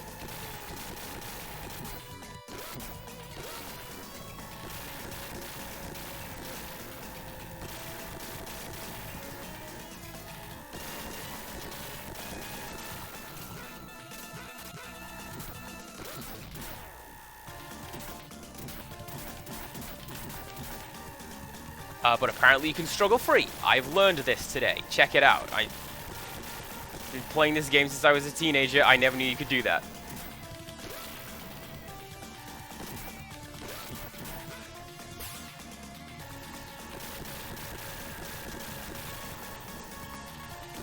Do you want to stop doing that? I keep taking damage from it. It's kind of cheap.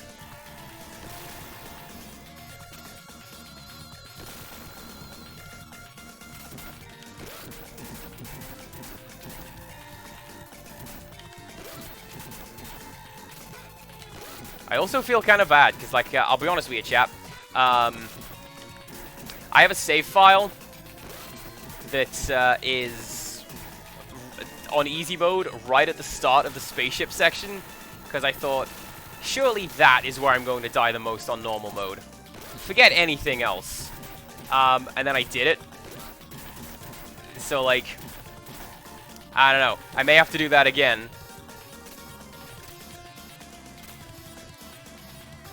We may have to see how that looks on easy mode if this takes too long, because I don't know.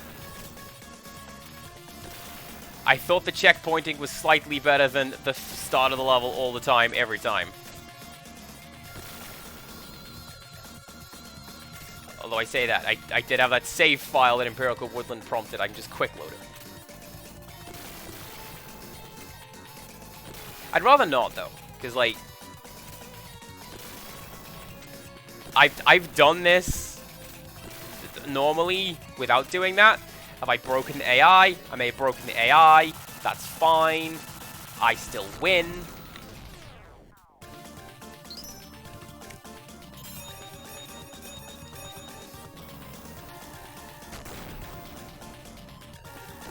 I just have to do, like, Captain Orange without getting hit. It'll be fine, right? Don't you dare! Oh, oh, game.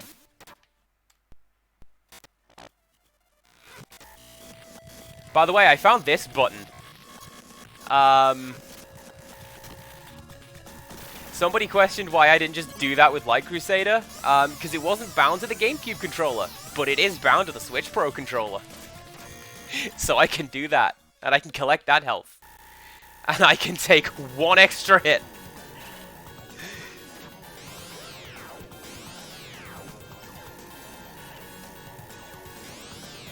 See all the good it will do me. Yeah, no, so when shield magic was too powerful and destroyed the universe, I could have gotten out of that.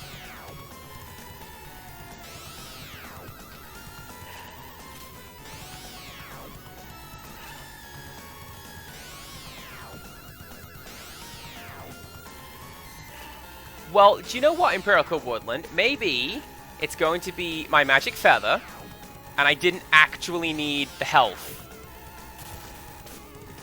And I can just do this.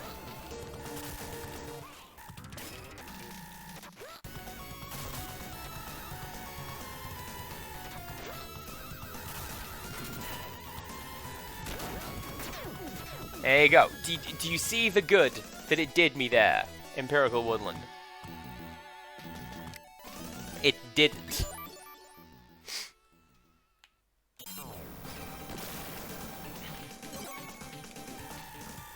Is this going to be karma coming back to get me? Like that time I went to steal all the stuff from the shop?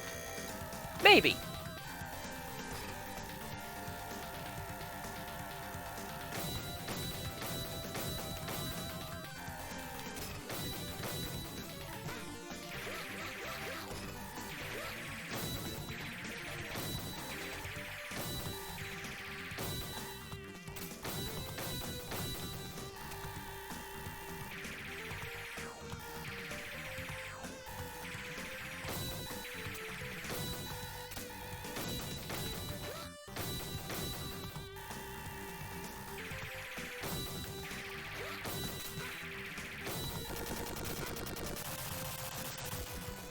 This is fine.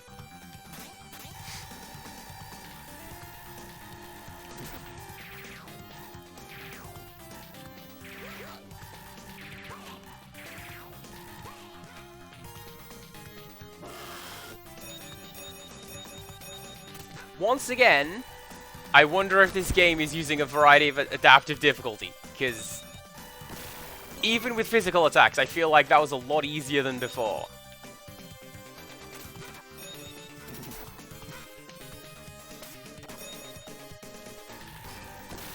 Nope. I nearly just grabbed that on instinct because I thought it was health.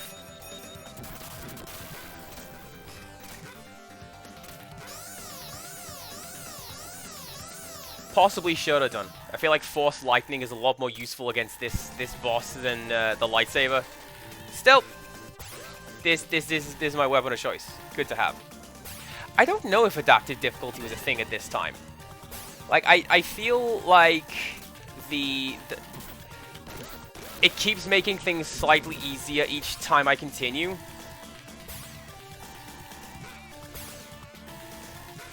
Oh, we got some loops. Have I discovered a loop?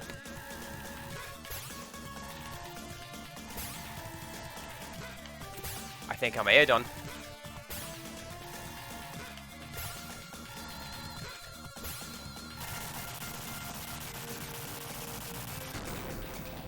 Look at that. Flawless. Flawless.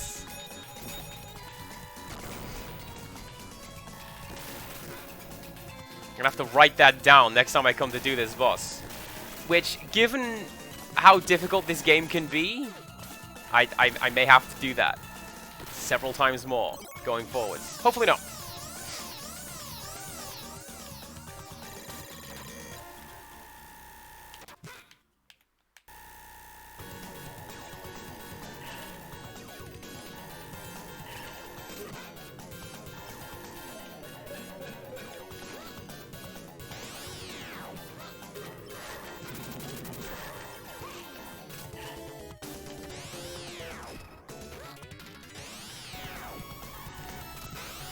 Also, I'm kind of hoping that the game does indeed checkpoint at some point after you beat Orange. Because, like, playing a little recklessly.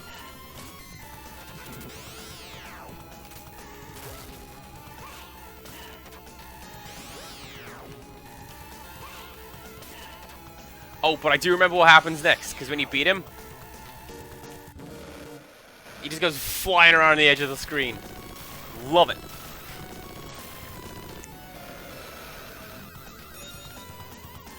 Alright.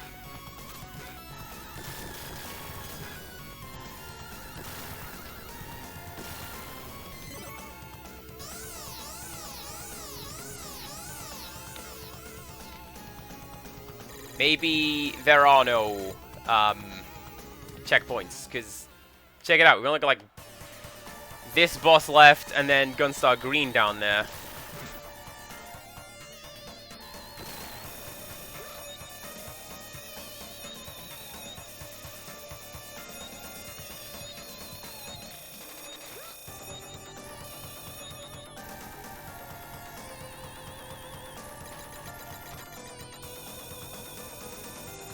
That's not what I remember you doing. I remember him having a big roulette thing where it like rotates around the screen in a spiral. Yeah, you'd better get mad down there. I see you.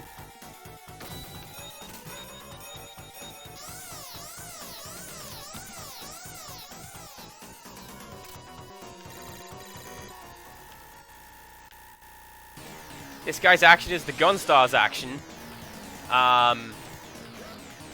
Which I guess is throwing me around.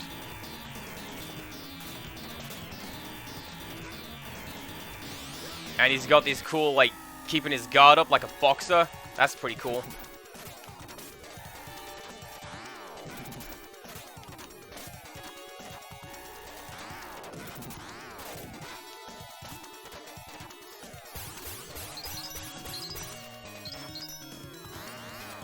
Like, he also does that and nullifies attacks. It's kind of ridiculous.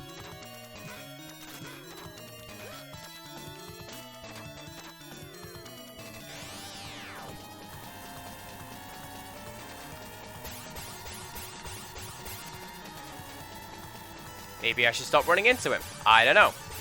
Maybe you should take damage when the laser's going directly through you there, Green. Empirical Woodland's calling me out for cheating. Look at that. That's cheating.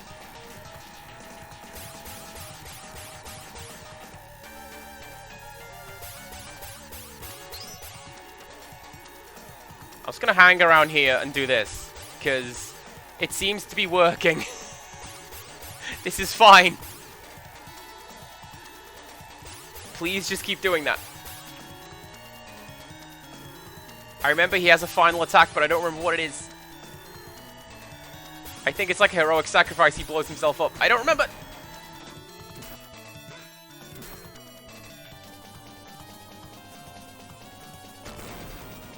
Yeah, there it is. Alright. We can do this with, like, one hit. We'll be fine.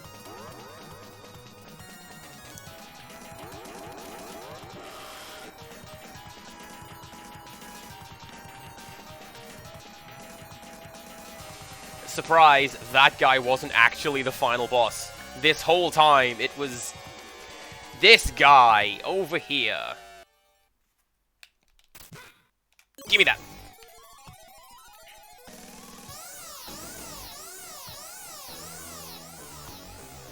Here comes the climax. Gold and silver.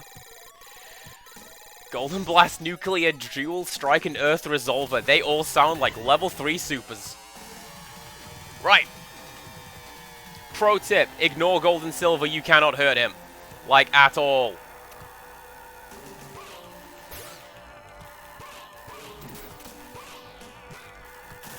You gotta attack the gemstones.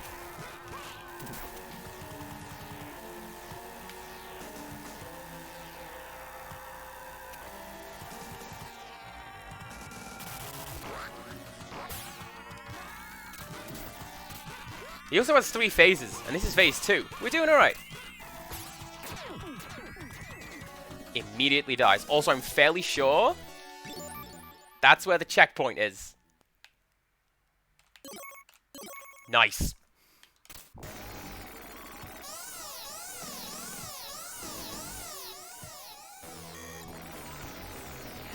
So, like, as final bosses go, it's fairly easy, especially compared to some of the stuff that we have done. It's just a case of me not getting cocky and getting a little bit lucky with some of the things that this boss does.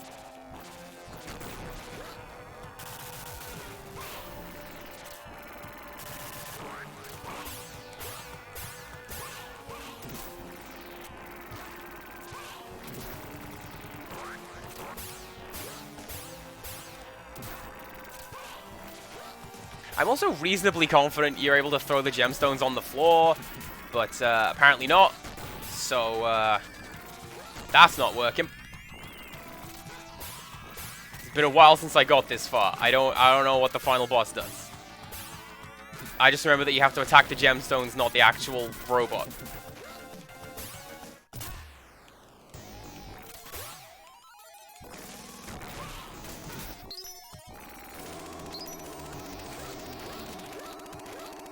And this is the final phase,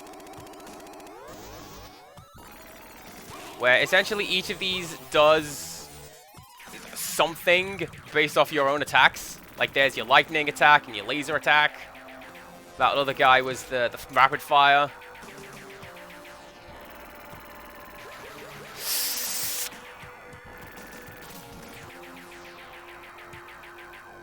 Oh! Look at him clutch it out! 6 health points! It's fine!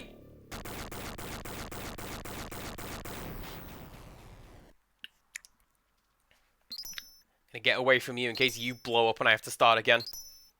I don't think that's the case. I wouldn't put it past you.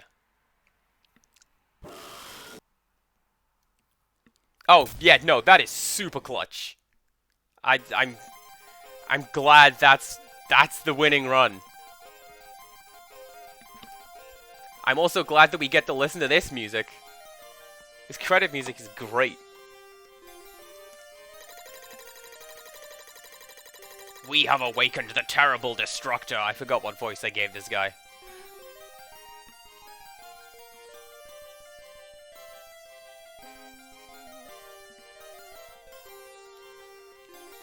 It's also pretty cool that they're able to tell stories with, like, minimal text and just sprite work like this. That's pretty cool. I also feel kind of bad for those guys, even though we blew up most of those soldiers on the way to here. What are we going to do with no weapons? Here comes Shadow the Hedgehog. What are you gonna do?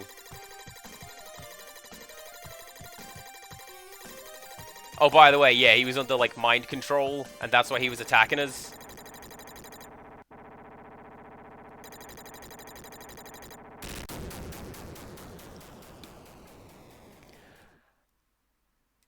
And that's the ending. Yay? I don't know. It's a sad ending, which is kind of not what you expect for a game like this one. You want to just... You get home, you get the girl, you save the princess, save the world, right? And we kind of did, but... Oh, he was in Light Crusader. And his name is, I think, Kazuhiko Ishida. I don't know where they got Koenig.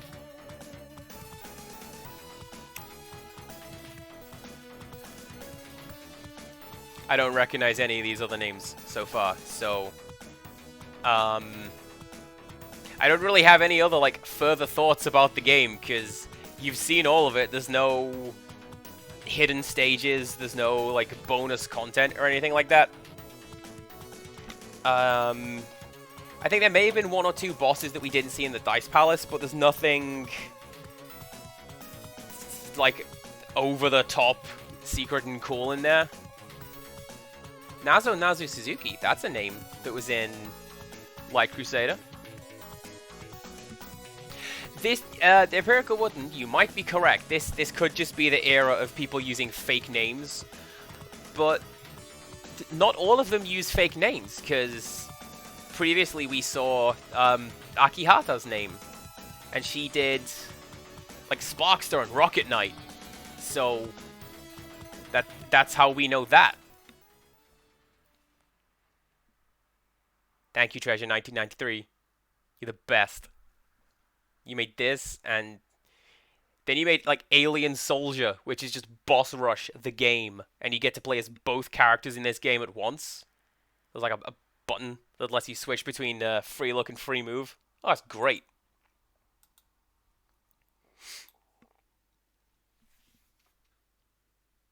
I think we may just have to look at Screensaver 2 over here for a little while.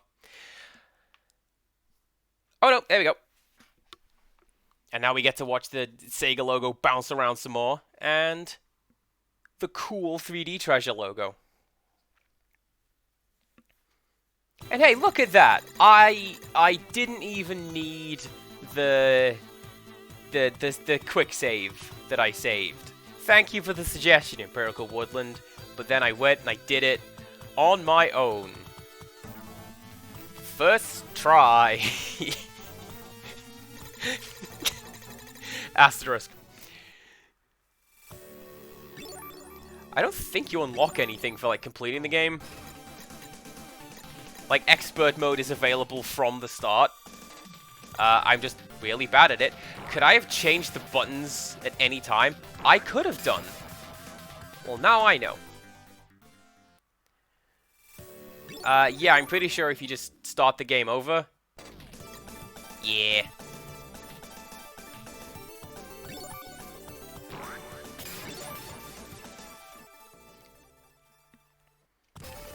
So this is the character that you're normally going to play as the first time.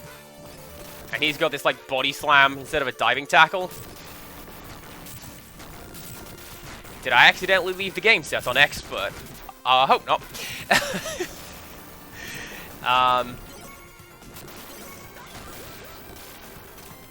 And yeah, this is generally what you're going to want to do with Gunstar Red. You pick a chaser weapon and just stroll through the level, and stuff blows up around you. It's really, really cheap.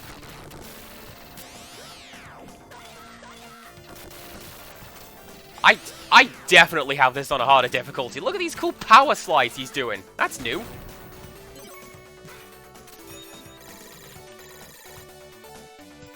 Right, do you do anything different? No. Alright. Just a hail of bullets. Okay.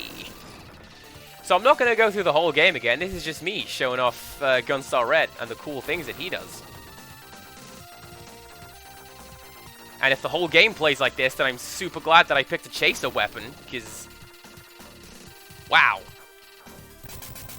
That's crazy. It is! I've learned lots of things today. Look at that. Every day is a day when we learn things. I think that's how that saying goes. And I think... that's actually going to be it for now. Because I sure hope that racetrack outside isn't getting picked up on my headset, because that'd be pretty awkward. So this is the main menu of this little collection, by the way. And here's all the cool games on the shelf. And there's some pretty cool games in here, actually. Like Comic Zone. I like the idea of Comic Zone. The Sonic 3D, the bad version. Streets of Rage 1, 2, and 3. There's Toe Jam and Earl. Gonna play those at some point. But for now, I'm gonna close you. I'm gonna set my stuff down, and I'm gonna go to my goodnight screen, because that is my stream. Comic Zone is getting a movie. I'm sorry, what? We are gonna have to have a serious talk about that after this stream is over, because I knew about the Space Channel 5 movie, and I hope that it is exactly what Space Channel 5 the game is. That being, what the 60s thought the 2000s were going to be. I want that as a game. I want everybody in like go-go dresses and glowy hoops. And there's lots of like funk music with a big brass section. I want that. What am I going to do? I'm going to go over here to my ending screen. And we're going to raid into somebody. And I think it is going to be Lil Frankie. Because he is also doing a run and gun game, but he's doing Doom. So while I did the brightly colored, ultra neon happy attitude era 90s, Frankie is in the grimy, grungy 90s, which is like edgy and dark. So let's go say hello to him. Let's type that in by hand, like I'm an operator on a switchboard. Okay, come back on Monday. We're going to finish off Fatal Frame, and then we're going to start some new games in the week. Isn't that exciting? Yes, it is. I say that it is. Let's raid Lil Frankie. So come back on Monday for the rest of my horror game Fatal Frame marathon thing. And until next time, goodbye.